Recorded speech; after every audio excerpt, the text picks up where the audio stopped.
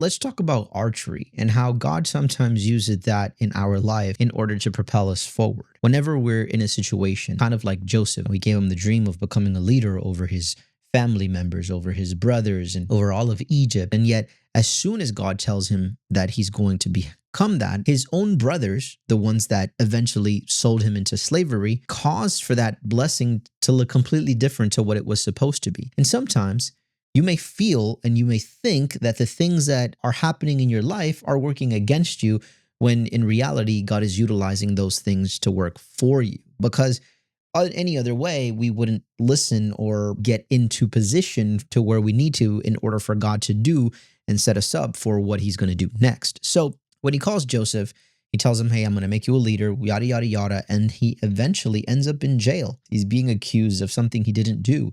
So all of these things are happening contrary.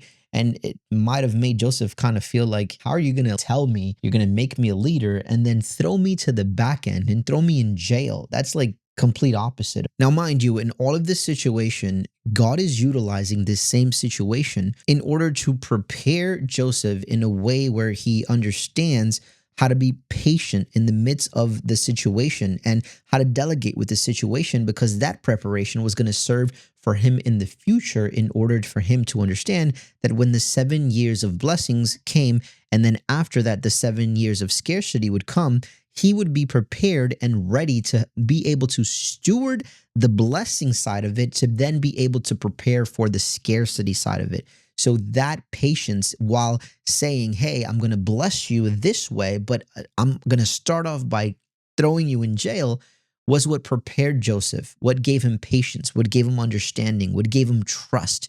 And eventually we saw in the Bible that Joseph's dream became a reality, because eventually God put Joseph in charge of all of Egypt, and he was second in command in all of Egypt. And eventually his brothers came back and his family came back, and they actually did bow down because they didn't know that that was their brother who they had sold into slavery. So what your enemies thought that they were causing for your downfall or were causing for your destruction, God was technically using it for your promotion. And now let's return back to archery and what we were talking about. Sometimes we look at someone with a bow and arrow, when they're going to launch it, they have to pull it back.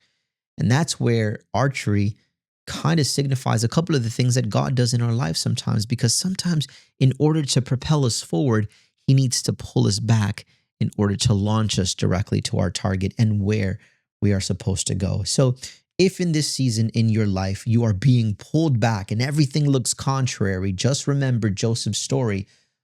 Let's also remember Christ, because Christ was sold by a couple of coins of silver, because that was the purpose of Christ going to the cross. If there would have never been a Judah, meaning your enemies or your trials and tribulations, then there would have never been a Christ salvation.